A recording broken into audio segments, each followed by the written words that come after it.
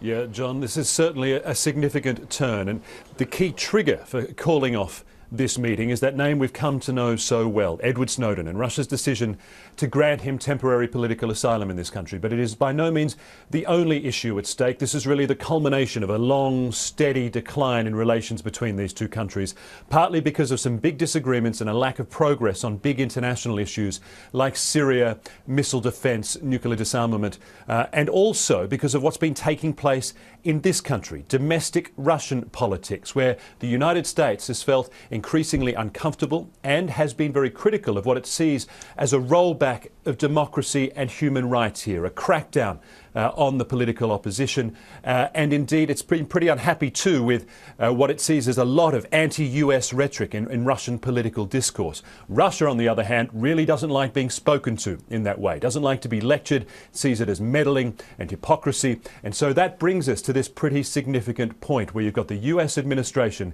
saying in a fairly not too subtle way, we see no point in the leaders of these two countries getting together.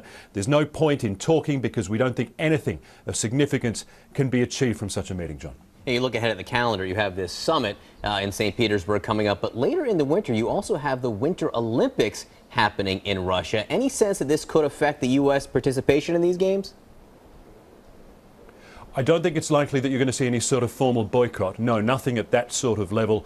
And in terms of an area of continued cooperation, these two countries, it is likely, will still work together on counter-terrorism, and that's a big area of cooperation surrounding the Sochi Games. You all have also heard of the recent controversy over the anti-gay propaganda law in this country, which makes it illegal to publicly promote homosexual relationships. There's a lot of controversy there about what it will mean for homosexual athletes and visitors to the Games. The United States doesn't like this law, certainly doesn't want it to apply to visitors there. So that is potentially a point of further tension as the Games approach, as there is continued outrage, and as it will become very likely that sort of gay athletes and activists are going to test that law during the course of the Games themselves, John. It is sure to be an issue when those games do start this winter. All right, Phil Black in Moscow for us. Thanks.